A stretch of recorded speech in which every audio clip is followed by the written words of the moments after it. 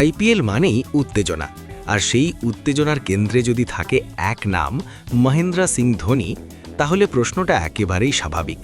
ধোনির ভবিষ্যৎ কী? ক্রিকেট বিশ্বের অন্যতম সফল অধিনায়ক, ফিনিশার এবং উইকেট কিপার হিসেবে তিনি দীর্ঘদিন ধরে ভক্তদের মুগ্ধ করে আসছেন। তবে সময়ের সঙ্গে সঙ্গে তার ভবিষ্যৎ নিয়ে জল্পনাও বাড়ছে।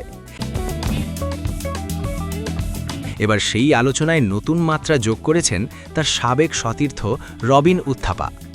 সম্প্রতি এক অনুষ্ঠানে তিনি জানিয়েছেন 2026 সাল হতে পারে আইপিএলে ধোনির শেষ বছর।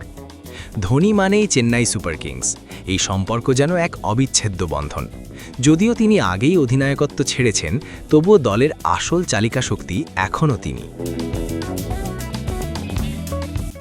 উত্থাপার মতে 2026 মরশুমে ধোনিকে হয়তো খেলোয়াড়ের চেয়ে বেশি দেখা যাবে একজন মেন্টর হিসেবে।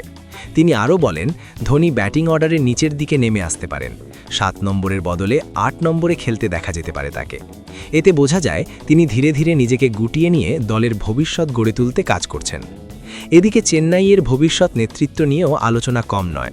অনেকেই মনে করছিলেন সঞ্জু স্যামসনকে অধিনায়ক করা হতে পারে। তবে সেই সম্ভাবনাকে উড়িয়ে দিয়ে উত্থাপা স্পষ্টভাবে জানিয়েছেন, বর্তমান অধিনায়ক ঋতুরাজ গায়কোয়াড়কেই সময় দেওয়া উচিত। তার মতে ঋতুরাজ 2024 সাল থেকে নেতৃত্ব দিচ্ছেন এবং তাকে নিজের মতো করে দল গুছিয়ে নেওয়ার সুযোগ দিতে হবে।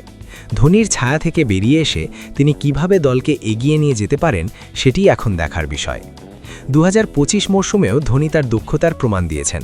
43 বছর বয়সে উইকেটের পেছনে প্রথম কিপার হিসেবে 200টি আউটের মাইলফলক ছুঁয়েছেন তিনি, যা তার ফিটনেস ও অভিজ্ঞতার এক অনন্য উদাহরণ।